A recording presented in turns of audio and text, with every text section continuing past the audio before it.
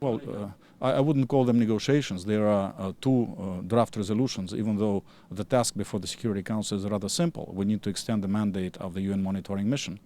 But our Western colleagues have attached their conditions in the form of a reference to Chapter 7 and imminent Security Council sanctions on Syria, and we're against that because we think that a reference to Chapter 7, even a mere reference to Chapter 7, might be interpreted as a stepping stone for a possible foreign military intervention in Syria. And we don't want Syria to go down the road of a major military confrontation with, which would include foreign military intervention. Do you feel that they are serious or keen to really extend to the mandate of the mission? I don't know. I don't know. They may feel that the monitoring mission is interfering in their plans for military intervention or for their plans to intensify supplying weapons to armed opposition groups. So if they insist on their unacceptable demands, then it would become clear that they see the UN monitoring mission as intervening in their own designs for Syria.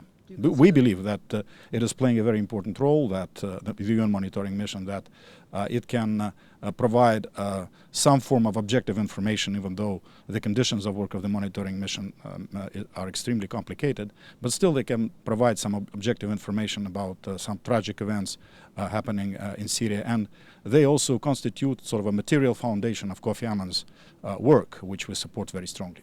The Red Cross today categorized the conflict in Syria as a civil war.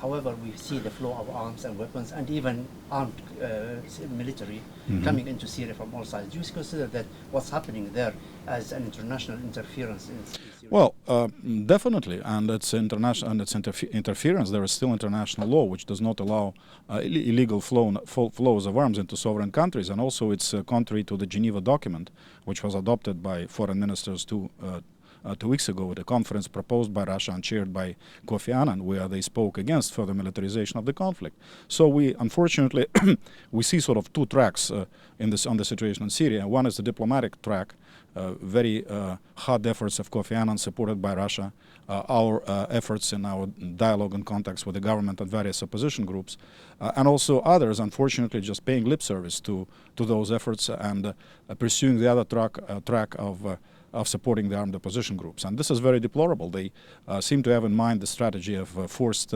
regime change, meaning, like in practical matters, forced reconstitution of Syria, which is geopolitical engineering of enormous complexity and unfortunately cannot be done without major bloodletting. So we're extremely concerned, and we think that there is still time to reverse the course and to enter into dialogue and to do what is prescribed by the Geneva document, and that is to put all the parties to the table and form this national transitional body, including representatives of the current government and representatives of various opposition groups.